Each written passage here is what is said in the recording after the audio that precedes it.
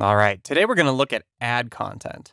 Somebody recently reached out to me asking, in an ad like this, where you've got your content and a button and so forth, what if you wanted to display some sort of terms of use when somebody clicks the terms of use, and to have that either slide up, slide over, fade in, what have you, and then they can dismiss it. So basically just being able to optionally see the terms of use before even clicking the ad. How would that be handled? And there are a couple ways to do it. You could do everything on the main timeline.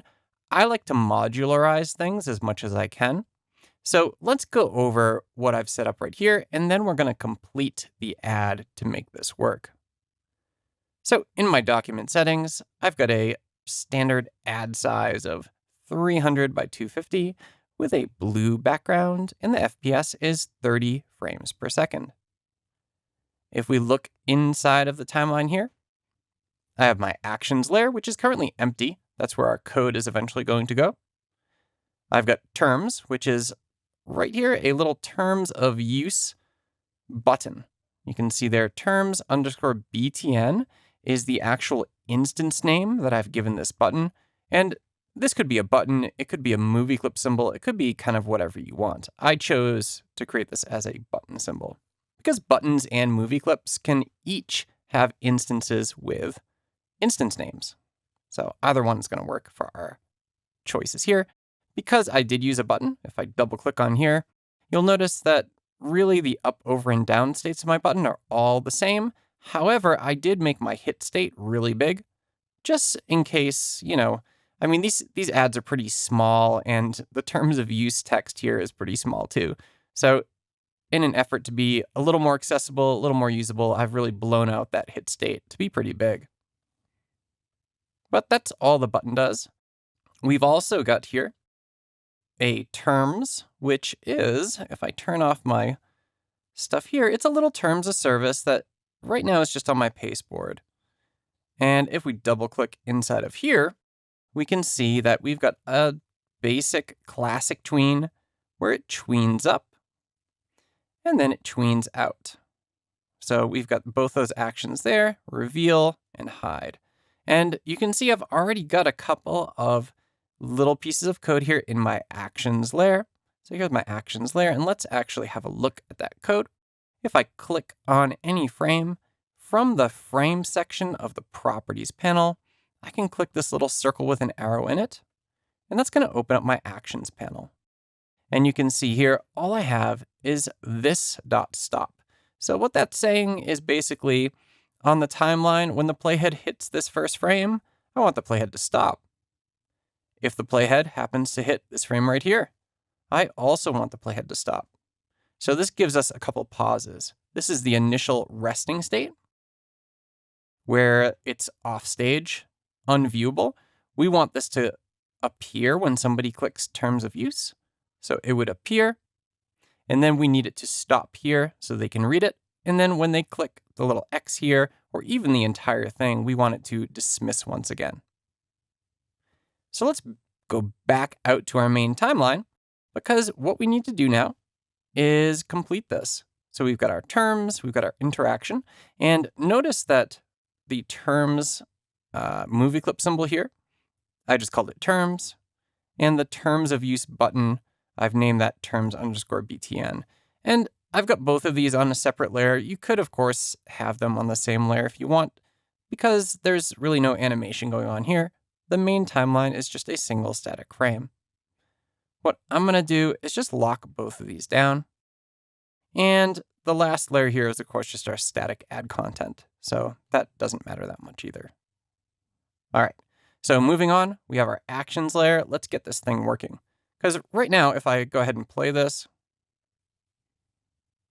it opens up inside of my web browser, and, nothing's really working.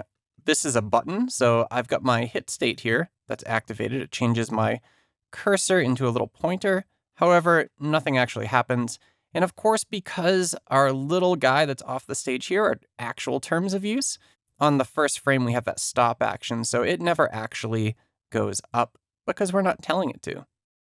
So let's go ahead and go back to Animate and go back to the timeline. and we'll wire up the terms of use right here. Again, I'm going to select my frame on my actions layer. And here I'm going to open up my actions panel once again. Now you could go ahead and just write this content from scratch, but since we are using HTML5 canvas here, what I'm going to do is choose to add using wizard, just make it super easy. All right, so what we want to do is we want to play. So I'm going to type in play here, and here we go. Here's the play action. And what do I want to play? Do I want to play this timeline, which is the main timeline? No, I don't, because there's only a single frame here. That's not going to do anything. But here we have terms. Terms is the instance name I gave to our movie clip symbol that actually contains the readable terms of use. So I'm going to click on that and hit next. And the triggering event is going to be a mouse click.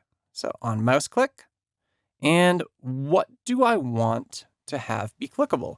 Well, since the terms movie clip symbol isn't actually visible yet because it's off stage, I do have my terms underscore BTN, my little button symbol instance here. I'm going to click that and hit finish and add. All right. So if we test this now, let's go ahead and test movie again. Now it's still stopped because we told that movie clip instance to stop right there. However, I did just wire up the terms of use button here to accept a click. So if I click that, there we go. It comes in really nicely. Of course, I can't actually dismiss this right now because we haven't done that yet. So there are a couple of ways to do this. One is just by doing kind of the same thing. So I'm going to add using wizard. And again, I want this to play. And I want my terms to play once again. So it's next. On mouse click. And this time, instead of the terms button instance, I want to have the terms movie clip symbol itself to be clickable. So I'm going to choose terms and hit finish and add. If I test it now, as we go through here, I can click my terms of use button and the terms come up. This is a movie clip symbol. And because I just wired up this movie clip symbol to be dismissible, there it goes away. So this is a really nice way to be able to just simply have a little toggle here.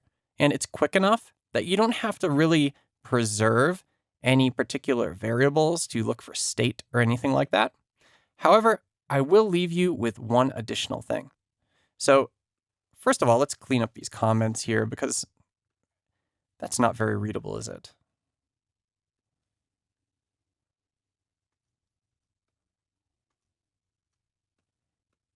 And it just takes a moment to do that.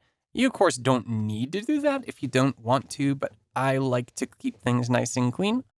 All right. So one other thing we could do, of course, is to check to see what particular frame we're on.